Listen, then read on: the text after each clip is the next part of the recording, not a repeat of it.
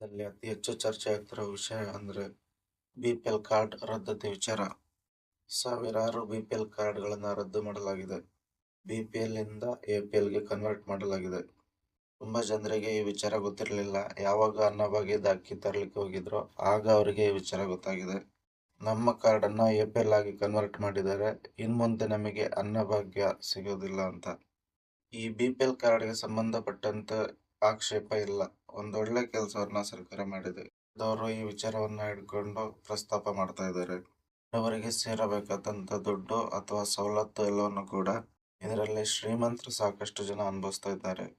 ಅದನ್ನು ಕಟ್ ಮಾಡುವಂತ ಅನಿವಾರ್ಯ ಪರಿಸ್ಥಿತಿ ಇತ್ತು. ನಮ್ಮ ರಾಜ್ಯದಲ್ಲಿ 80% ಮಂದಿಗೆ ಬಿಪಿಎಲ್ ಕಾರ್ಡ್ ವಿತರಿಸಲಾಗಿತ್ತು. 80ಕ್ಕಿಂತ ಬಡತನ ರೇಖೆಗಿಂತ ಕೆಳಗಿರುವ ಜನ ನಮ್ಮಲ್ಲಿ ಯಾವ ಕಾರಣಕ್ಕೂ ಇಲ್ಲ. ಆದರೆ ಯಾವ್ಯಾವುದೋ ರೂಪದಲ್ಲಿ ಹಿಂದೆ ಬಿಪಿಎಲ್ ಕಾರ್ಡ್ಗಳನ್ನ ಪಡ್ಕೊಂಡಿದ್ರು. ಈಗ ಆ ಬಿಪಿಎಲ್ ಕಾರ್ಡ್ಗಳನ್ನ ರದ್ದು ಮಾಡುವಂತ ನಿರ್ಧಾರ ಈ ಸರ್ಕಾರ ಮಾಡಿದೆ. ಇದೊಂದು ಒಳ್ಳೆಯ ನಿರ್ಧಾರ. ಯಾವುದಕ್ಕೆ ಇಲ್ಲಿ ಆಕ್ಷೇಪವನ್ನು ತೆಗಿಬೇಕು ಅಂತಂದ್ರೆ, ವಿಚಾರಕ್ಕೆಯಲ್ಲಿ ಪ್ರತಿಭಟನೆಯನ್ನ ಮಾಡಬೇಕು ಅಂತಂದ್ರೆ, ಬಿಪಿಎಲ್ ಕಾರ್ಡ್ಗಳನ್ನ ರದ್ದು ಮಾಡುವಂತ ಸಂದರ್ಭದಲ್ಲಿ ಒಂದಿಷ್ಟು ಎಡವಟ್ಟುಗಳು ಆಗ್ಬಿಟ್ಟಿದ್ದಾವೆ. ಬಿಪಿಎಲ್ ಕಾರ್ಡಿಗೆ ಅರ್ಹತೆ ಇದ್ರೂ ಕೂಡ ಒಂದಷ್ಟು ಮಂದಿ ಬಿಪಿಎಲ್ ಕಾರ್ಡ್ ಅನ್ನ ಕೊಂಡಿದ್ದಾರೆ. ಕಣ್ಣೀರನ್ನ ಹಾಕ್ತಾ ಇದ್ದಾರೆ. ರಾಜ್ಯ ಸರ್ಕಾರದ ವಿರುದ್ಧ ಆಕ್ರೋಶವನ್ನು ವ್ಯಕ್ತಪಡಿಸ್ತಾ ಇದ್ದಾರೆ. ಈ ವಿಡಿಯೋದಲ್ಲಿ ಒಟ್ಟಾರೆಯಾಗಿ ಬಿಪಿಎಲ್ ಕಾರ್ಡ್ ಬಗ್ಗೆ ಏನೆಲ್ಲ ಬೆಳವಣಿಗೆ ಆಗ್ತಾ ಇದೆ ಅನ್ನೋದನ್ನ ಗಮನಿಸ್ತಾ ಹೋಗೋಣ. ಕೊನೆಯಲ್ಲಿ ನಮ್ದು ಬಿಪಿಎಲ್ ಕಾರ್ಡ್ ಅಥವಾ ಎಪಿಎಲ್ ಕಾರ್ಡ್ ಅನ್ನೋದನ್ನ ಹೇಗೆ ಚೆಕ್ ಮಾಡಬೇಕು ಅನ್ನೋದನ್ನು ಕೂಡ ತಿಳಿಸ್ಕೊಡ್ತೀನಿ. ಬಿಪಿಎಲ್ ಕಾರ್ಡ್ಗೆ ಇರುವಂತ ಮಾನದಂಡಗಳೇನು, ಏನ್ ಎಡವಟ್ಟು ಆಗ್ತಿದೆ ಇಲ್ಲಿ ಅಂತ. ಈ ಬಿಪಿಎಲ್ ಕಾರ್ಡ್ಗಳ ರದ್ದತಿಯನ್ನ ರಾಜ್ಯ ಸರ್ಕಾರ ಯಾಕೆ ಕೈಗೊಳ್ತು ಅಂದ್ರೆ, ಗಂಟೆಗೆ ಹಣವನ್ನು ಹೊಂದಿಸೋದಕ್ಕೆ ಒದ್ದಾಡ್ತಾ ಇದ್ದಾರೆ. ಹಾಗಾಗಿ ಪ್ರತಿ ವರ್ಷ 52,000 ಕೋಟಿ ಹಣ ಬೇಕು. ಈಗ ಅದರಲ್ಲಿ ಒಂದಿಷ್ಟು ಬಿಪಿಎಲ್ ಕಾರ್ಡ್ಗಳನ್ನ ರದ್ದುಗೊಳಿಸಿದ್ರೆ ಅದರಲ್ಲಿ ಒಂದಿಷ್ಟು ಹಣವನ್ನು ಉಳಿತಾಯ ಮಾಡಬಹುದು. ಆ ಕಾರಣದಿಂದ ಒಂದು ನಿರ್ಧಾರವನ್ನು ತೆಗೆದುಕೊಳ್ಳುತ್ತದೆ. ಆದ್ರೆ ರಾಜ್ಯ ಸರ್ಕಾರ ಮಾತ್ರ ಮತ್ತೆ ಕ್ಲಾರಿಟಿ ಕೊಡ್ತಾ ಇದೆ, ನಾವು ಯಾವುದೇ ರೀತಿ ಬಿಪಿಎಲ್ ಕಾರ್ಡ್ ಅನ್ನ ರದ್ದತಿ ಮಾಡಿಲ್ಲ, ಎಪಿಎಲ್ ಆಗಿ ಅದನ್ನ ಕನ್ವರ್ಟ್ ಮಾಡ್ತಾ ಇದ್ದೀವಿ ಅಂತ. ವಾಸ್ತವ ವಿಚಾರ ಏನು ಅಂದ್ರೆ, ಕಣ್ತಪ್ಪಿನಿಂದಲೋ ಉದ್ದೇಶಪೂರ್ವಕವಾಗಿಯೋ ಎಡವಟ್ಟಿನಿಂದಲೋ ಒಂದಷ್ಟು ಜನ ಪೂರ್ಣ ಪ್ರಮಾಣದಲ್ಲಿ ತಮ್ಮ ಕಾರ್ಡ್ ಅನ್ನೇ ಕಳೆದುಕೊಂಡು ಬಿಟ್ಟಿದ್ದಾರೆ. ಇಲ್ಲಿಂದ ಎಪಿಎಲ್ ಕನ್ವರ್ಟ್ ಆಗಿರೋದಲ್ಲ, ಕಂಪ್ಲೀಟ್ ಆಗಿ ಅವ್ರ ಕಾರ್ಡ್ಗಳನ್ನೇ ರದ್ದಾಗ್ಬಿಟ್ಟಿದೆ. ವಿಚಾರವನ್ನು ಕೂಡ ಒಂದಿಷ್ಟು ಮಾಧ್ಯಮದವರು ಕೂಡ ಆಹಾರ ಇಲಾಖೆಗೆ ಗಮನ ತರುವಂತ ಕೆಲಸವನ್ನು ಕೂಡ ಮಾಡಿದ್ರು. ಹಾಗೇನಾದ್ರೂ ಆದ್ರೆ ಮುಂದಿನ ಕ್ರಮವನ್ನು ತೆಗೆದುಕೊಳ್ತೀವಿ ಅಂತ ಅವರು ಮಾತನಾಡಿದ್ದಾರೆ. ಇನ್ನೊಂದು ಆಗಿರುವಂತ ಎಡವಟ್ಟೇನಪ್ಪ ಅಂದ್ರೆ, ತುಂಬಾ ಜನ ಬಿಪಿಎಲ್ ಕಾರ್ಡ್ ದಾರರು ಈ ಬಡತನ ರೇಖೆಗಿಂತ ಕಡಿಮೆ ಇದ್ದವರೇ ಬರ್ತಾರೆ. ಆದ್ರೆ ಅವರು ಟ್ಯಾಕ್ಸ್ ಕಟ್ತಾ ಇದ್ದಾರೆ ಅಂತ ನೆಪವನ್ನು ಒಡ್ಡಿ ಅವರ ಬಿಪಿಎಲ್ ಕಾರ್ಡ್ ಅನ್ನ ರದ್ದತಿ ಮಾಡಿದ್ದಾರೆ. ಅವರು ಹೇಳ್ತಿದ್ದಾರೆ, ನಾವು ಯಾವ ಟ್ಯಾಕ್ಸ್ ಅನ್ನು ಕೂಡ ಕಟ್ಟಿಲ್ಲ ಅಂತ. ಕಾರಣಕ್ಕಾಗಿ ಹೀಗೆ ರದ್ದುಗೊಳಿಸಿದರು ಅಂತ ಗೊತ್ತಿಲ್ಲ ಅಂತ ಹೇಳಿ ಇದ್ದಾರೆ. ಅದಕ್ಕೆ ಸಂಬಂಧಪಟ್ಟಂಗೆ ಇವತ್ತು ಆಹಾರ ಸಚಿವರು ಕೂಡ ಇವತ್ತು ಕ್ಲಾರಿಟಿಯನ್ನು ಕೊಡ್ತಾ ಇದ್ರು. ವಿಚಾರಣೆಗೆ ಒಳಪಡಿಸ್ತೀವಿ ಅಂತ, ಸರಿ ಮಾಡ್ತೀವಿ ಅಂತ. ಒಟ್ಟಾರೆಯಾಗಿ ನಾಳೆಯಿಂದ ಈ ಬಿಪಿಎಲ್ ಕಾರ್ಡ್ಗೆ ಸಂಬಂಧಪಟ್ಟಂಗೆ ಸರಿಯಾದ ರೀತಿಯಲ್ಲಿ ಪರಿಷ್ಕರಣೆ ಆರಂಭ ಆಗ್ತಾ ಇದೆ.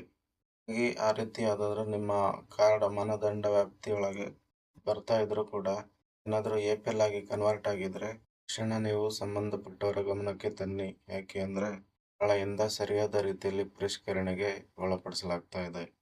ಮಾನದಂಡಗಳು ಏನಿರಬೇಕು ಬಿಪಿಎಲ್ ಕಾರ್ಡ್ ವ್ಯಾಪ್ತಿ ಒಳಗಡೆ ಇರಬೇಕು ಅಂದ್ರೆ, ನಮ್ಮಲ್ಲಿ ಬಡತನ ರೇಖೆಗಿಂತ ಕೆಳಗಿರುವ ಜನರು ಎಷ್ಟು ಅಂದ್ರೆ 20% ಮಾತ್ರ.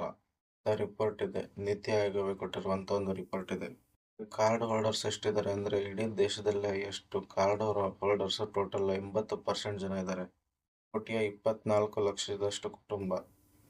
ನಮ್ಮ ಕರ್ನಾಟಕದ ಜನಸಂಖ್ಯೆನೇ 7 ರಿಂದ 8 ಕೋಟಿ ಇದೆ. ಆದ್ರೆ ಅದರಲ್ಲಿ ಬಿಪಿಎಲ್ ಕಾರ್ಡ್ ಹೊಂದಿರುವವರು 6 ಕೋಟಿ ಜನ ಇದ್ದಾರೆ. ರೇಖೆಗಿಂತ ಕಡಿಮೆ ಇರೋರು 20% ರಷ್ಟು, ಆದ್ರೆ ಬಿಪಿಎಲ್ ಕಾರ್ಡ್ ಹೊಂದಿರೋರು 80% ರಷ್ಟು ಇದ್ದಾರೆ. ಸರ್ಕಾರಿ ಉದ್ಯೋಗದಲ್ಲಿರೋರು, ಒಳ್ಳೆ ಟ್ಯಾಕ್ಸ್ ಕಟ್ತಾ ಇರೋರು ಎಲ್ಲ, ತುಂಬಾ ವೆಹಿಕಲ್ಸ್ ಇರುವಂತವ್ರು, ಎಕರೆಗಟ್ಟಲೆ ಜಮೀನು ಇದ್ದವರು ಎಲ್ಲರ ಹತ್ರನೂ ಬಿಪಿಎಲ್ ಕಾರ್ಡ್ ಇದೆ. ಆ ಸರ್ಕಾರದ ಯೋಜನೆಯನ್ನ ಅನುಭವಿಸುವಂತಾಗಿದೆ. ಯಾರಿಗೋ ಲಂಚ ಗಿಂಚ ಎಲ್ಲ ಕೊಟ್ಟು ಇನ್ನು ಏನೇನೋ ಮಾಡಿ ಬಿಪಿಎಲ್ ಕಾರ್ಡ್ ಆಗಿ ಮಾಡ್ಕೊಂಡಿದ್ದಾರೆ 80% ಜನ. ಸಮಸ್ಯೆ ಏನು ಅಂದ್ರೆ, ನಿಜವಾಗ್ಲೂ ಬಡತನ ರೇಖೆಗಿಂತ ಕೆಳಗೆ ಯಾರಿದ್ದಾರೆ ಅವರಿಗೆ ಸರಿಯಾದ ಸವಲತ್ತುಗಳು ಸಿಗದೆ ಇರೋದು, ಅಥವಾ ಸರ್ಕಾರದ ಸವಲತ್ತುಗಳು ಏನೂ ಸಿಗ್ತಾ ಇಲ್ಲ. ಬಿಪಿಎಲ್ ಕಾರ್ಡ್ನ ಮಾನದಂಡಗಳು ಏನು ಅಂತ ಗಮನಿಸ್ತಾ ಹೋಗೋದಾದ್ರೆ, 7 ಎಕರೆಗಿಂತ ಜಾಸ್ತಿ ಜಮೀನು ಇರಬಾರ್ದು, ಇದು ಮೊದಲನೇ ಪಾಯಿಂಟ್. ನಗರ ಪ್ರದೇಶದಲ್ಲಿ 1,000 ಚದರ ಅಡಿಯಷ್ಟು ಮನೆ ಇರಬಾರದು. ಗಿಂತ ಒಳಗಡೆ ಇರಬೇಕು. ಸರ್ಕಾರಿ ಅಥವಾ ಅರೆ ಸರ್ಕಾರಿ ಉದ್ಯೋಗ ಇರಬಾರದು. ಆ ವ್ಯಕ್ತಿ ಇನ್ಕಮ್ ಟ್ಯಾಕ್ಸ್ ಅನ್ನ ಕಟ್ತಾ ಇರಬಾರದು. ವಾರ್ಷಿಕ ಆದಾಯ 1,20,000ಕ್ಕಿಂತ ಒಳಗಡೆ ಇರಬೇಕಾಗುತ್ತೆ. ಇನ್ನು 4 ವೀಲರ್ ವೈಟ್ ಬೋರ್ಡ್ ಗಾಡಿ ಮನೆಯಲ್ಲಿ ಕಾರು ಇರೋ ಹಾಗಿಲ್ಲ. ಬೈಕ್ ಹಿಡ್ಕೋಬಹುದು, ಆದರೆ 4 ವೀಲರ್ ಕಾರೆಲ್ಲ ಹಿಡ್ಕೊಳ್ಳೋ ಹಾಗೆ ಇಲ್ಲ. ಒಟ್ಟಾರೆಯಾಗಿ ಇಷ್ಟು ಮಾನದಂಡಗಳನ್ನು ಸದ್ಯಕ್ಕೆ ವಿಧಿಸಲಾಗಿದೆ. ಎಲ್ಲ ವಿಚಾರಕ್ಕೆ ಸಂಬಂಧಪಟ್ಟ ಹಾಗೆ ನಾಳೆಯಿಂದ ಪರಿಷ್ಕರಣೆ ಆಗ್ತಾ ಇದೆ. ಈಗಾಗಲೇ ಸಿಕ್ಕಿರುವಂತ ಒಂದು ವಿಚಾರ ಏನಪ್ಪಾ ಅಂದ್ರೆ, ಈ ರಾಜ್ಯದಲ್ಲಿ 40,000 ಅಷ್ಟು BPL ಕಾರ್ಡ್ಗಳು APL ಆಗಿ ಕನ್ವರ್ಟ್ ಮಾಡಿದ್ದಾರೆ ಅಂತ. ಗಮನಕ್ಕೂ ಕೂಡ ಬಂದಿಲ್ಲ, ಆದ್ರೆ ಈಗ ಒಂದೊಂದಾಗಿ ಹೊರಗಡೆ ಬರ್ತಾ ಇದೆ. ನಾಳೆಯಿಂದ ಪೂರ್ಣ ಪ್ರಮಾಣದ ಅಂತ ಒಂದು ಕೆಲಸ ಆರಂಭ ಆಗ್ತಾ ಇದೆ. ಇಲ್ಲಿ ತುಂಬಾ ಜನ BPL ಕಾರ್ಡ್ಗಳನ್ನ ಕಳೆದುಕೊಳ್ಳುವಂತ ಸಾಧ್ಯತೆ ಇದೆ. ಇರುವಂತ ಮಾಹಿತಿಯ ಪ್ರಕಾರ 11 ಲಕ್ಷ BPL ಕಾರ್ಡ್ಗಳನ್ನ ರದ್ದು ಮಾಡ್ತಾರೆ ಅಂತ ಇದೆ. ಪೂರ್ಣ ಪ್ರಮಾಣದಲ್ಲಿ ರದ್ದಾಗಲ್ಲ, BPL ಇಂದ APL ಆಗಿ ಕನ್ವರ್ಟ್ ಮಾಡ್ತಾರೆ. ಅದಂತ ವಿಚಾರ ಏನು ಅಂತ ಹೇಳ್ತಾ ಹೋಗ್ತೀನಿ ಕೇಳಿ. ಆ BPL ಕಾರ್ಡ್ ಇರುತ್ತಲ್ಲ, ಅದಕ್ಕೆಲ್ಲ ನಿಮ್ಮ ಆಧಾರ್ ಕಾರ್ಡನ್ನ ಲಿಂಕ್ ಮಾಡಿರ್ಬೇಕು. ಈಗಾಗಲೇ ಎಲ್ಲರೂ ಮಾಡಿರ್ತೀರಾ, ಒಂದ್ಸಲ ಚೆಕ್ ಮಾಡಿ ಅದಕ್ಕೆ ಆಧಾರ್ ಕಾರ್ಡ್ ಲಿಂಕ್ ಆಗಿದೆಯೋ ಇಲ್ವಾ ಅಂತ. ದಿನದಿಂದ ನೀವು BPL ಕಾರ್ಡನ್ನ ಬಳಸ್ತಾ ಇದ್ರೆ, ಹಾಗೆ APL ಕಾರ್ಡನ್ನ ನೀವು ಬಳಸ್ತಾ ಇದ್ರೆ ಅದು ರದ್ದಾಗುವಂತ ಚಾನ್ಸಸ್ ಕೂಡ ಇರುತ್ತೆ. ಅದು ಕೂಡ ನಿಮ್ ಗಮನಕ್ಕಿರಲಿ. ತುಂಬಾ ಜನ ಮಾಡುವಂತ ಎಡವಟ್ಟು ಏನು ಅಂದ್ರೆ, ಅಪ್ಪ ಅಮ್ಮ ಬಹಳ ಕಷ್ಟದಲ್ಲೇ ಇರ್ತಾರೆ, ಆದ್ರೆ ಮಕ್ಕಳು ಸ್ವಲ್ಪ ಸಿಟ್ಟಿಲ್ಲೋಗಿ ಸ್ವಲ್ಪ ಚೆನ್ನಾಗಿರ್ತಾರಲ್ಲ, ಟ್ಯಾಕ್ಸ್ ಪೇಯರ್ಸ್ ಆಗಿರ್ತಾರೆ. BPL ಮಾನದಂಡದ ಒಳಗಡೆ ಬರ್ತಾ ಇರೋದಿಲ್ಲ. ಇರುವಂತ ಸಂದರ್ಭದಲ್ಲಿ ನಿಮ್ಮ ಮಕ್ಕಳ ಹೆಸರನ್ನ BPL ಕಾರ್ಡಿಂದ ಡಿಲೀಟ್ ಮಾಡುವಂತ ಕೆಲಸವನ್ನ ಮಾಡಬೇಕಾಗುತ್ತೆ. ಇದೆಲ್ಲವನ್ನು ಕೂಡ ನೀವು ಗಮನದಲ್ಲಿ ಇಟ್ಕೋಬೇಕಾಗುತ್ತೆ. ಇನ್ನು ಫೈನಲ್ ಆಗಿ ಈ ಒಂದು BPL ಕಾರ್ಡ್ ಅಥವಾ APL ಕಾರ್ಡ್ ಅಂತ ಚೆಕ್ ಮಾಡೋದು ಹೇಗೆ ಅಂದ್ರೆ, ಈಗೊಂದು ವಿಡಿಯೋ ಹಾಕ್ತೀನಿ, ಹಾಗೆ ಅದ್ರಲ್ಲಿ ನೋಡ್ತಾ ಹೋಗಿ. ಗೂಗಲ್ ಅಲ್ಲಿ ಹೋಗಿ ಕ್ರೋಮ್ನಲ್ಲಿ ಆಹಾರ ಇಲಾಖೆ ಅಂತ ಸರ್ಚ್ ಮಾಡಿ, ಹಾಗೆ ಆ ವೆಬ್ಸೈಟ್ ಓಪನ್ ಆಗುತ್ತೆ. ಹಾಗೆ ಸೈಡ್ನಲ್ಲಿ ಈ ಕಾರ್ಡ್ ರೇಷನ್ ಅಂತ ಇರುತ್ತೆ, ಅದನ್ನ ಹಾಗೆ ಓಪನ್ ಮಾಡಿ.